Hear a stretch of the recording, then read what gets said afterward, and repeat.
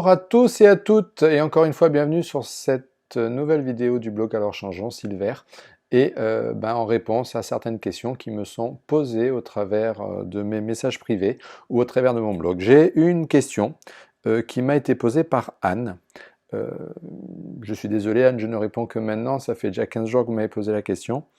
Et la question est la suivante. Bonjour, je n'arrive pas à accéder aux commentaires sous la vidéo. Là, je pense qu'il y a peut-être un problème de configuration au niveau de votre ordinateur, puisque vous n'avez peut-être pas cliqué sur le bon bouton, parce qu'il y a la possibilité sous chaque vidéo d'avoir accès aux commentaires, soit sur le blog, soit sur YouTube. Donc ma question concerne le psoas. J'avais lu un commentaire sur le blog il y a plusieurs mois, mais je ne le retrouve pas.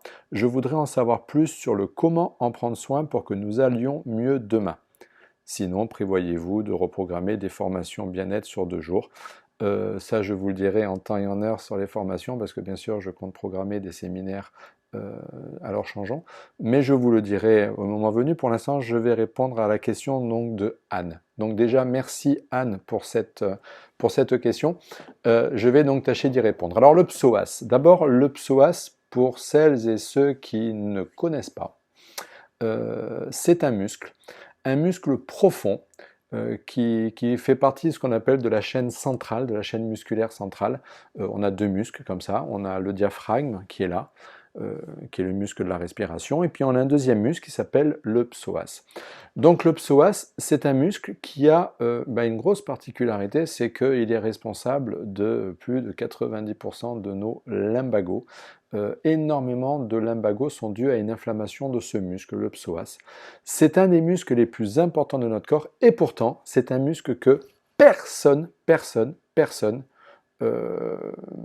n'en tient compte. C'est un muscle que tout le monde ignore allègrement, que ce soit les néophytes ou que ce soit même le corps médical. Le nombre de patients qui souffrent de lumbago, qui vont consulter et à qui l'on donne des anti-inflammatoires, à qui on donne des séances de rééducation, voire éventuellement qui vont voir un ostéopathe pour traiter sur lumbago, et malheureusement, très souvent, ce lumbago est lié juste à une inflammation de ce muscle, ce qu'on appelle une psoïte.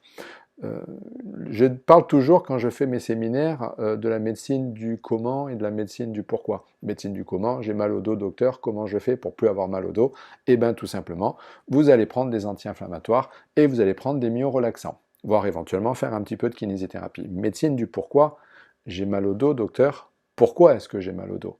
Ah, différent, j'ai mal au dos pour telle raison.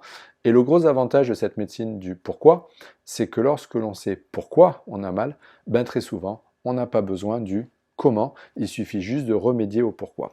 Donc, plus de 90% de ces lombalgies sont dues à une inflammation du psoas. Et ce, pour 2 raisons. Donc, le psoas est un muscle qui a d'abord une première particularité, c'est qu'il s'insère sur tout le bloc lombaire. Je vais vous mettre à côté en image partagée, donc un petit dessin pour que vous compreniez. Le psoas s'insère sur tout le bloc lombaire, de la 12e vertèbre dorsale à la 4e vertèbre lombaire. Nous avons 5 vertèbres lombaires, la 5e, il ne s'insère pas dessus. Et ce muscle va traverser notre abdomen ici, et va venir s'insérer, il va passer en pont au-dessus de l'iliaque, il va venir s'insérer sur le fémur, comme vous le voyez sur le dessin. Et tout simplement, ce muscle-là donc devient, en se contractant, un fléchisseur du membre inférieur. C'est le muscle starter de la flexion de hanche. C'est le muscle du footballeur, c'est le muscle du sprinter, c'est le muscle du cycliste, c'est le muscle de la personne qui fait du sport en salle et qui va faire du step, c'est le muscle du nageur. Enfin bref, c'est le muscle qu'on utilise, nous, tout simplement, sans faire de sport, juste en montant les escaliers ou en gravissant une côte pour pouvoir fléchir notre hanche. Ce muscle-là a une autre particularité, c'est qu'il est considéré par les anatomistes comme étant un muscle poubelle. Alors un muscle poubelle de quoi? Tout simplement un muscle poubelle des toxines. Toutes les toxines que nous avons dans notre corps vont majoritairement venir se stocker ici. Pourquoi? Tout simplement pour pas qu'elles se baladent un petit peu partout, qu'elles aillent dans nos organes vitaux, etc. Le corps va prendre ces toxines et il va les stocker dans nos articulations périphériques, mais aussi principalement dans notre psoas. Résultat, notre psoas va devenir chargé en toxines. Et en se chargeant en toxines, il va faire quoi? Ben, un muscle, quand il est chargé en toxines, il fait quoi? Regardez un footballeur quand il fait des prolongations dans un match de foot, qu'est-ce qu'il a? Eh ben, il a tout simplement des crampes. Un muscle, dès qu'il va se charger en toxines, en l'occurrence pour le footballeur en acide lactique, eh ben, le muscle va se cramper, va se contracter, va se spasmer. Et donc mon psoas ne déroge pas à la règle, c'est-à-dire qu'il va, lui aussi, quand il va être bourré de toxines, il va tout simplement se contracter. Et en se contractant, il va faire quoi? Ben, il ne peut pas tirer sur le fémur puisqu'on est debout. Donc s'il ne peut pas tirer sur son insertion inférieure, il va donc tirer sur son insertion supérieure. Et il va prendre tout le bloc lombaire et il va tirer tout le bloc lombaire vers l'avant et vers le bas. Et ça va, donc c'est ce qui va nous générer nos lombalgies, notre lumbago violent, avec tout un bloc lombaire qui vient s'écraser contre la vertèbre, la 5e vertèbre lombaire, qui va venir la comprimer et qui va surtout tirer vers le bas et vers l'avant tout mon bloc lombaire. Et ça va faire des gens qui vont avoir des douleurs en barre au niveau lombaire, voire des gens quand ils sont en spasme plus en lumbago, qui vont avoir du mal à se redresser, ils vont être pliés en deux, tendus et pliés par ce psoas qui les empêche de se relever. Alors sans en être à ce stade extrême, la plupart des gens qui souffrent de psoïte, on les reconnaît très facilement. Ben d'abord, ce sont des gens, dès qu'ils vont se lever, ils sont assis, ils vont être en position assise avec un psoas qui est en position courte, puisque la hanche est en flexion, et dès qu'ils vont se relever, le psoas va être en tension.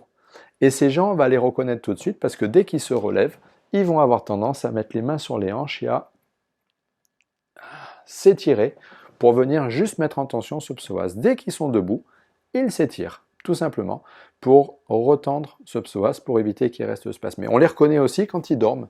Ce sont des gens qui vont avoir beaucoup de mal à dormir sur le dos, tout simplement parce que quand ils dorment sur le dos, ils ont une barre au niveau lombaire. Et ces gens vont avoir tendance, naturellement et spontanément, à se mettre forcément sur le côté et à dormir avec une jambe fléchie, repliée, juste pour mettre au repos leur psoas iliaque. Donc ce muscle-là est une véritable poubelle et il va se spasmer.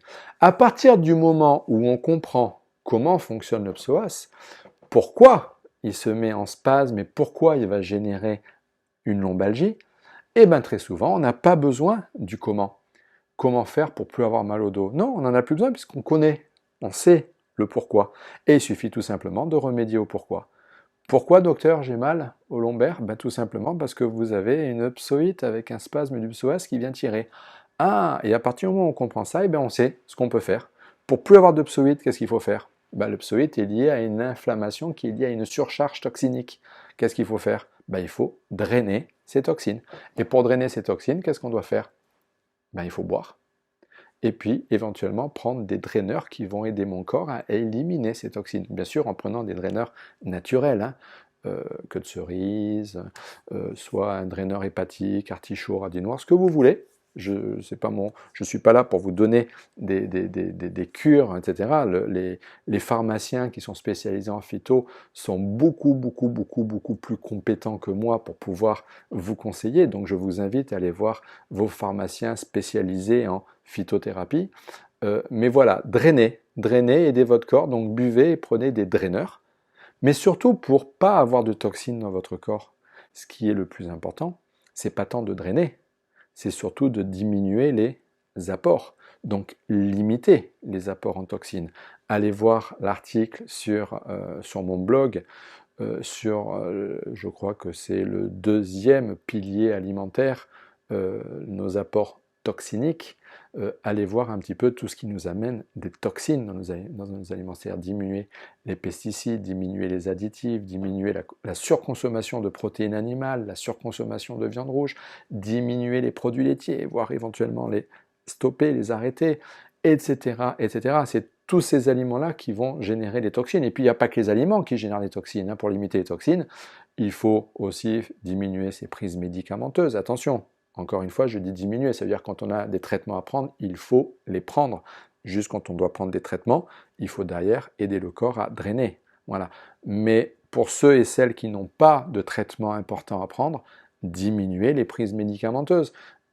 Qu'est-ce qu'il y a aussi? Faire attention à son environnement, la pollution, ce que vous vous mettez sur la peau, les crèmes, les déodorants qui contiennent des sels d'aluminium, du parabène, des produits, des dérivés chimiques à fragrance de pommes, poire, coco, vanille qu'on a dans les shampoings, qu'on met sur la tête, etc., etc. Tous ces produits chimiques-là, diminuer les apports.